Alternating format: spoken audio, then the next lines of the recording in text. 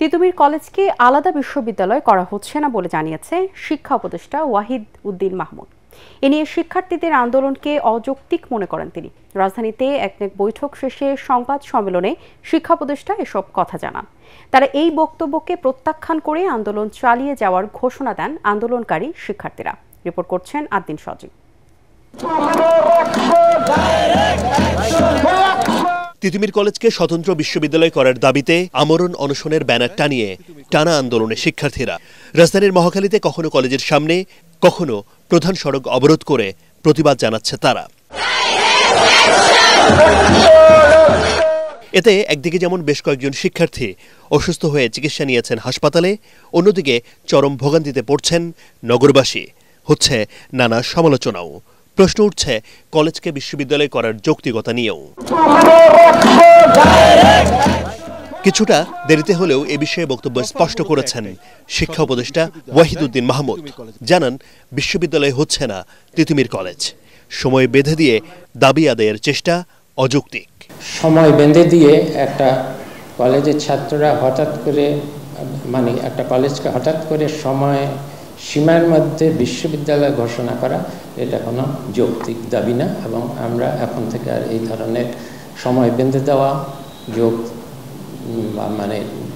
দাবির মুখে এমন সিদ্ধান্ত নেব না যেটা শুধু আমাদের সময়ের না, এটা পরবর্তী অনেক সময়ের ভবিষ্যতে বহুদিনের জন্য এটা একটা অযৌক্তিক সিদ্ধান্ত করলে সেটা বহুদিনের জন্য একটা বোঝা হয়ে থাকবে। তবে 7 কলেজ নিয়ে আলাদা বিশ্ববিদ্যালয় করার উদ্যোগ নেওয়া হয়েছে বলে জানান শিক্ষা উপদেষ্টা। ঢাকা বিশ্ববিদ্যালয়ের 7টা কলেজকে চায় না, 7টা কলেজ ঢাকা বিশ্ববিদ্যালয়কে চায় না, এটা যুক্তিসঙ্গত।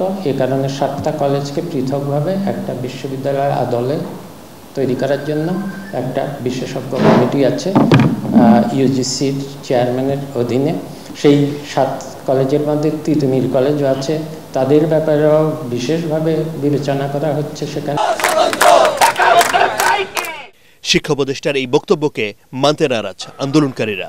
তা প্রত্যাখ্যান করে দাবি আদায় না হওয়া পর্যন্ত আন্দোলন চালিয়ে যাওয়ার ঘোষণা শিক্ষার্থীদের। তিতুমীর কলেজ ইউনিভার্সিটি করা হচ্ছে এই বাংলাদেশের মৌলিক অধিকার বঞ্চিত শিক্ষা বাণিজ্যের যে লুটপাটের কারণে যারা বঞ্চিত হচ্ছে তাদের অধিকার আদায়ের এই আন্দোলন। আমাদের ক্যাম্পাসের সামনে যে অবস্থান, এটি চলবে, অনির্দিষ্টকালের জন্য চলবেই। ব্যস্ত এই শহরে এমন দাবি দেওয়া নিয়ে আমরণ অনশন বা রাস্তাঘাট বন্ধ করার মতো কর্মসূচি থেকে শিক্ষার্থীদের সরে আসার আহ্বানও জানাচ্ছেন অনেকেই। মহান আল্লাহর নৈকট্য লাভ, নতুন বাংলাদেশের অগ্রযাত্রা, সমৃদ্ধি ও মুসলিম উম্মার শান্তি কামনায় শেষ হলো বিশ্ব ইজতেমার প্রথম পর্বের প্রথম ধাপ। সকাল 9:15টায় শুরু হওয়া আখেরি মোনাজাতে সৃষ্টিকর্তার দরবারে দুহাত তোলেন লাখো মুসল্লি। এ সময় পাপ থেকে মুক্তি, দুনিয়া আখেরাতের কল্যাণ কামনা এবং ইসলামে সকল বিভেদ দূর করে ঐক্য ও ভ্রাতৃত্ববোধ বজায় রাখতে হেদায়েত চান সবাই। বিশ্বব্যাপী যুদ্ধ ও হানাহানি বন্ধের আকুতিও ছিল মুসল্লিদের আবেগ ও কান্নাজনিত প্রার্থনায়। আরও জানাচ্ছেন হুমায়ুন চিশতি। সকাল 9:11 শুরু হয় এবছরের বিশ্ব ইজতেমার প্রথম পর্বের প্রথম ধাপের আখেরি মোনাজাত পরিচালনা করেন তাবলিগ জামাতের শুরাই নিজামের শীর্ষ মুরব্বী মাওলানা মোহাম্মদ জুবায়ের। তার সাথে লাখো মুসল্লির আমিন আমিন ধ্বনিতে মুখরিত হয় তুরাগ নদের চারপাশ। একই সাথে নানা বয়সী ও পেশার মানুষ, এমনকি নারীরাও হাত তোলেন মহান আল্লাহর দরবারে। এ সময় মনের আকুতি জানিয়ে কেঁদে বুক ভাসান অনেকে।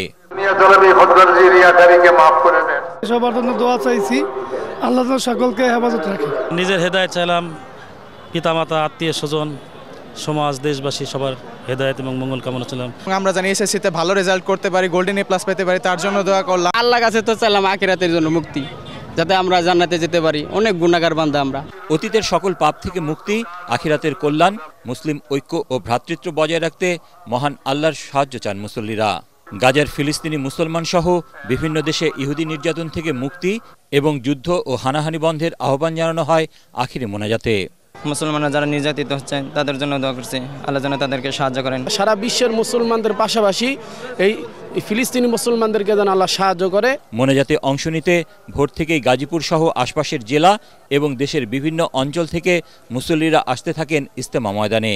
পথের ক্লান্তি, নানা রকম ভোগান্তি পেরিয়ে ইজতেমা মাঠে পৌঁছে প্রশান্তির ছাপ ফুটে ওঠে তাদের চোখে মুখে। অনেকে চলতি পথেই অংশ নেন মোনাজাতে। অনেক কষ্ট করে আসা, একমাত্র আল্লাহকে রাজি খুশি করার জন্য আসা। রংপুর থেকে আসলাম, কোনোদিন আসি নাই, এই ইজতেমায় আসি আমাদের আল্লাহর রহমতে, আমার মন খুব শান্তি। তাবলিগ জামাতের দুই গ্রুপের মধ্যে দ্বন্দ্ব, হানাহানি সহ একাধিক পর্বে বিশ্ব ইজতেমা হওয়া নিয়ে ক্ষোভ জানান সাধারণ মুসল্লিরা। বলেন, শান্তির ধর্ম ইসলামে দূর হোক সব বিভেদ। এই যে দুইটা বাগাবাগি, দুইটা যে গেঞ্জাম, এগুলি তো ভালো না। মুসলমান ভাই ভাই সবাই একসাথে মিলেমিশে থাকবো। যেটি দ্বন্দ্ব করে এটা আসলে মুসলমানের কাতারেই করেন। তাবলিগ জামাতের দুপক্ষের বিরোধে এবার প্রথমবারের মতো 3 ধাপে অনুষ্ঠিত হচ্ছে বিশ্ব ইজতেমা। প্রথম পর্বে 2 ধাপে ইজতেমার আয়োজক শুরাই নিজাম বা মাওলানা জুবাইরের অনুসারীরা। 3রা ফেব্রুয়ারি দ্বিতীয় ধাপে ইজতেমা শুরু হয়ে শেষ হবে 5 ফেব্রুয়ারি। এরপর 8 দিন বিরতি দিয়ে 14 ফেব্রুয়ারি তৃতীয় ধাপে ইজতেমার আয়োজন করবেন মাওলানা সাদের অনুসারীরা। 16 ফেব্রুয়ারি আখেরি মোনাজাতের মধ্য দিয়ে শেষ হবে 58তম বিশ্ব ইজতেমা। কালেমা, নামাজ, ইলম ও জিকির, ইকরামুল মুসলিমিন, নিয়ত ও দাওয়াত, তাবলিগ জামাতের এই 6টি মূলনীতি নিয়ে আলোচনা করতেই দেশ বিদেশ থেকে মুসল্লিরা জড়ো হন টঙ্গীর তুরাগতীরের এই বিশ্ব ইজতেমা ময়দানে। এখান থেকে শিক্ষা নিয়েই ইসলামের দাওয়াত মানুষের কাছে পৌঁছে দিতে তারা ছড়িয়ে পড়েন দেশে বিদেশে। তবে আগামীতে সব রকমের হিংসা, বিদ্বেষ, ভেদাভেদ ভুলে একসাথে একবারই বিশ্ব ইজতেমা অনুষ্ঠিত হবে, এমনই প্রত্যাশা করেন সবাই। এর আগে আখেরি মোনাজাতে অংশ নিতে টঙ্গী ময়দান ও আশপাশের এলাকায় ঢল নামে ধর্মপ্রাণ মুসল্লিদের। মূল ময়দান আগেই কানায় কানায় ভরে যাওয়ায় অনেকে সড়ক মহাসড়কে বসেই শরিক হন মোনাজাতে। আখেরি মোনাজাত শেষে প্রয়োজনীয় যানবাহন না থাকায় কেউ কেউ পায়ে হেঁটে রওনা দেন নিজ নিজ গন্তব্যে। মিজান শাহজাহানের রিপোর্ট। সকাল 7টা, রাজধানীর ব্যস্ততম সড়ক উত্তরা। এসব মানুষের গন্তব্য টঙ্গীর ইজতেমা ময়দান। যানবাহন না পেয়ে হেঁটে এগিয়ে চলেন তারা। আগে থেকে ইজতেমা ময়দান ছিল কানায় কানায় পরিপূর্ণ, তাই এসব মানুষ ঢাকা ময়মনসিংহ মহাসড়কেই বসে যান, অংশ নেন আখেরি মোনাজাতে।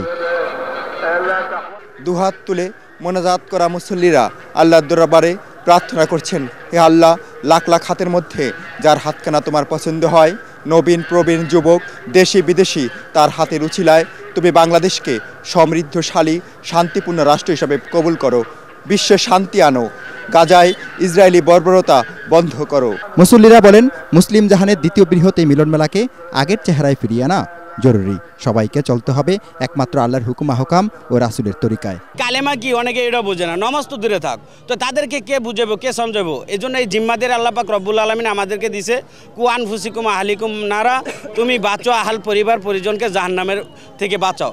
এই রয়েছে দাওয়াতের তাবলিগের মেহনতের উদ্দেশ্য।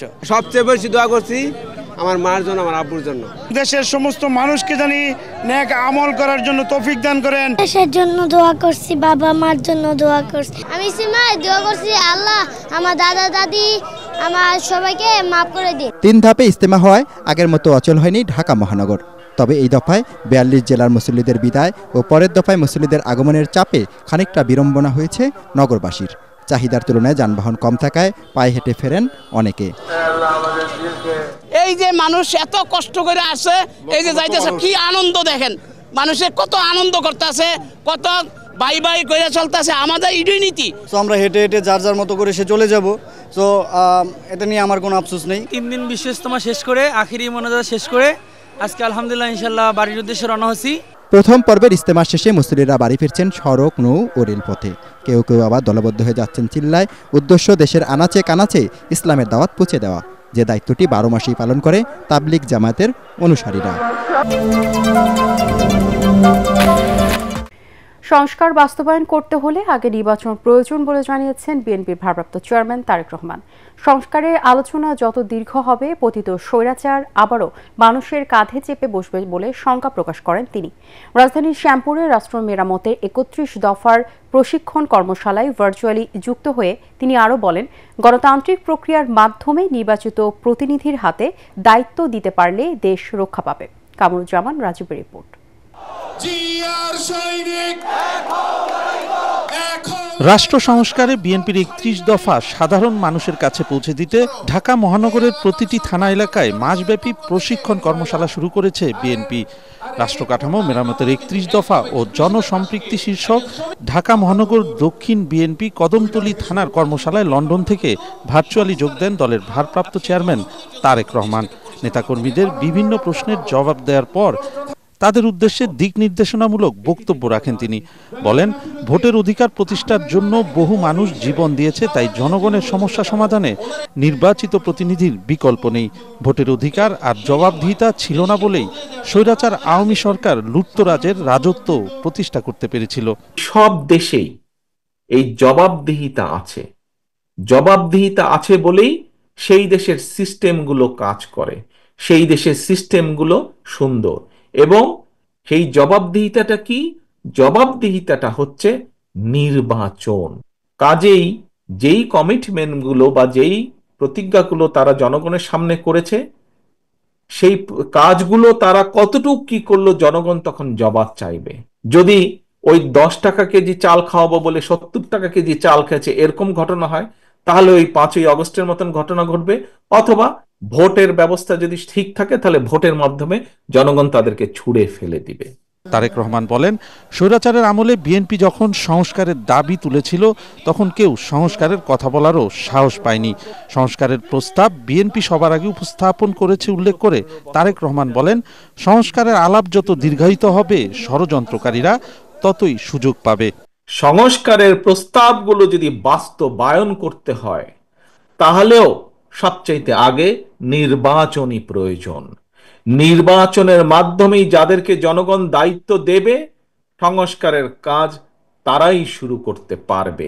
যদি সংস্কার করে আমরা এই আলোচনা দীর্ঘ থেকে দীর্ঘায়িত করতে থাকি, দীর্ঘতর করতে থাকি, তাহলে কিন্তু স্বৈরাচার সুযোগ পেয়ে যাবে আবার দেশের মানুষের কাঁধে চেপে বসার। জনসমর্থনে রাষ্ট্র পরিচালনার দায়িত্ব পেলে জনগণের কাছে করা ওয়াদা পূরণে প্রতিজ্ঞাবদ্ধ থাকতে নেতাকর্মীদের প্রতি আহ্বান জানান তারেক রহমান।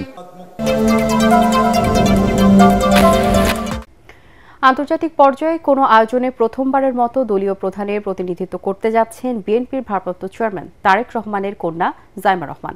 মার্কিন প্রেসিডেন্ট ডোনাল্ড ট্রাম্পের সম্মানে ন্যাশনাল প্রেয়ার্স ব্রেকফাস্টে অংশ নিতে যুক্তরাষ্ট্রে রওনা হওয়ার আগে বিএনপি মহাসচিব মির্জা ফখরুল ইসলাম আলমগীর ও স্থায়ী কমিটির সদস্য আমির খসরু মাহমুদ চৌধুরী একথা জানান।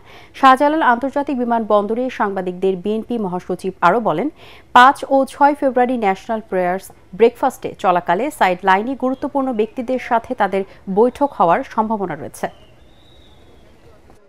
একটা ব্রেকফাস্ট প্রেয়ার আমরা আমন্ত্রিত হয়েছি, আমরা সেখানে যাচ্ছি, তো সাইড লাইনে কিছু আলোচনা হবে।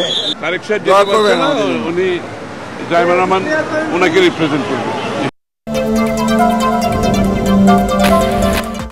আগামী 24 ঘন্টার মধ্যে আওয়ামী লীগের রাজনৈতিক কর্মকাণ্ড নিষিদ্ধের দাবি জানিয়েছে ছাত্র অধিকার পরিষদ।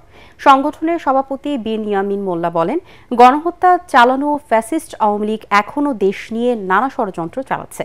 তাদের কর্মকাণ্ড নিষিদ্ধ না করলে আন্দোলনের হুঁশিয়ারিও দেন তারা।